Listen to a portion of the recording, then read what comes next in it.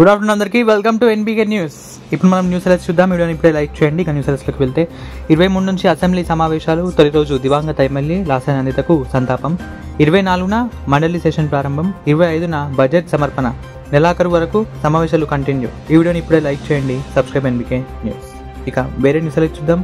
10 ఏళ్లు అద్భుతం. కేసీఆర్ హయాంలో తెలంగాణ గణనీయ పురోగతి. 2023-24 నివేదికలో నీతి ఆయోగ్ ప్రశంసల వర్షం. పేదరిక నిర్మూలనలో దేశంలో 2వ ర్యాంక్. విద్యుత్ సరఫరాలో అగ్రగామిగా రాష్ట్రం. 8 విషయాల్లో జాతీయ సగటు కంటే ముందంజ. డజను కీలక అంశాల్లో ఎంతో మెరుగు.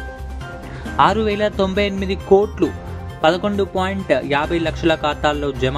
ఫస్ట్ ఫేజ్ రుణమాఫీని ప్రారంభించిన సీఎం రేవంత్ రెడ్డి. రాష్ట్ర వ్యాప్తంగా రైతుల సంబరాలు. లబ్ధిదారుల్లో నల్గొండ జిల్లా టాప్. 78,463 మంది రైతులకు మేలు. వారి అకౌంట్లోకి 454 కోట్లు. మల్కాజ్గిరి జిల్లాలో కనిష్టంగా 2,667 మందికి. ఇక నెక్స్ట్ చూస్తున్నాం. రేపు ఢిల్లీకి సీఎం రేవంత్ రెడ్డి. పలువురు కేంద్ర మంత్రులతో భేటీ. నిధులు పెండింగ్లోని అంశాలపై డిస్కషన్. సోనియాతోనూ ప్రత్యేక సమావేశం. రుణమాఫీ అమలుపై వివరణ. వరంగల్లో విజయోత్సవ సభకు రావాల్సిందిగా రాహుల్కు ఆహ్వానం. ఇక మనం నెక్స్ట్ చూస్తున్నాం. వీధి కుక్కల నియంత్రణలో సర్కార్ ఫెయిల్. ఇప్పటి వరకు తీసుకున్న చర్యలేంటి? స్టెరిలైజేషన్తో దాడులను ఆపగలరా? రోడ్లపై వ్యర్థాల కారణంగానే కుక్కల స్వైర విహారం. ప్రభుత్వంపై హైకోర్టు ఆగ్రహం. తదుపరి విచారణ వచ్చే వారానికి వాయిదా.